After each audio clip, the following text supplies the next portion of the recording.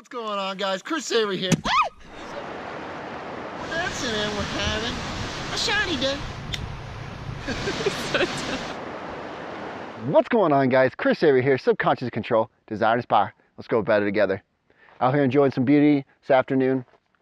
We went for a hike and we went a little bit out of the way, I'll say. We kind of went on the wrong trail on accident. I led in the wrong direction. And then we got up here, finally reached our destination, got back on our trail the right way, and there was a few other people that were a little less happy, I will say, than when they got up here, and I could tell they had some misdirections as well. Reminded me of this story of these two gentlemen. They live in the East, and it's the turn of the century, and they hear about this gold rush going on in California.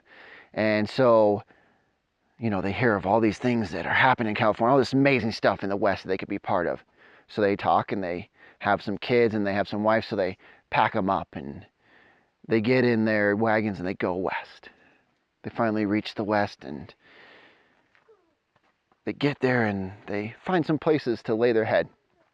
And they decide they're going to leave their families a little bit closer to the city, and then they'll go out in the mountains. And one guy's named Tom and one guy's named John. And so they get all their tools, Tom and John, and they're going to go dig together as a team. So they go out and they'll spend a few weeks out there, and then they'll come back and spend a few days with their families back in the city, and then they'll go back out. So Tom and John, they start doing this, and a week goes by, a couple weeks go by, and they don't find anything.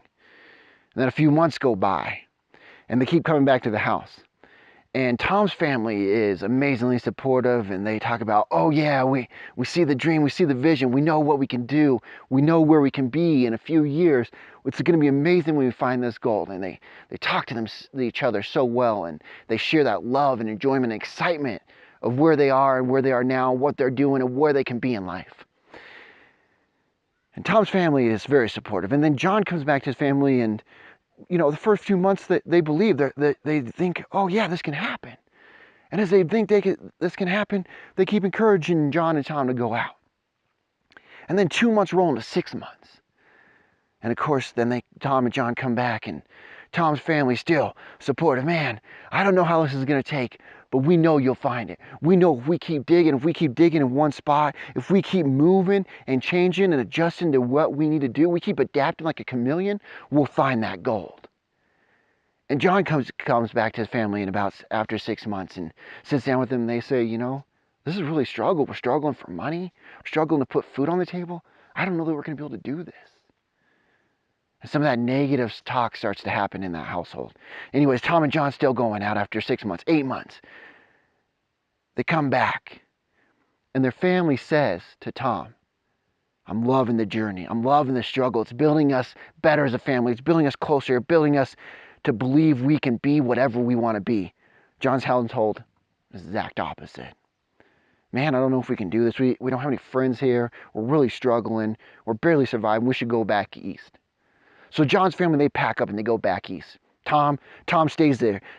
A year goes by. Another year and 6 months go by. Finally, a year and 8 months, and he finds that gold. He finds one of the biggest gold discoveries that's ever been in California. And he writes his letter to John. John, I found the gold that we always search for, we always hope for. I missed you along the journey. And this reminds me of our own self-talk along the journey of whatever we as people want to discover. They had a dream that they wanted to chase. And because of negative self-talk, that household of John is our mind. Just like the positive self-talk of Tom's family is our mind. And I want to ask you guys, are we planting positive, beautiful flowers around our household and inside? Or are we planting weeds inside that house and around the house that's destroying us? See, most of us don't realize that we say about 17,000 things to ourselves that we're not even aware of each day in our mind and our subconscious mind. And are we pulling those weeds and getting better and planting beautiful flowers? Are we building our household to be beautiful and pulling those weeds and getting rid of that negative self-talk, that negative family self-talk in our own mind? Are we John or are we Tom? Are we building that better household, building that stronger self-talk, pushing us because we can achieve whatever we want? Guys, love you. Let's be aware of our self-talk. Send this video to anybody that wants to talk better to themselves. Maybe people that aren't aware of their self-talk, or maybe the people that are hyperly aware and are doing amazing things, and you say, man, you inspire me, you encourage me, I saw this video and made me think of the amazing things you can do and that you're already doing. Guys, subscribe below, put on the little bell notification. Love you guys. Talk to you soon. Bye-bye.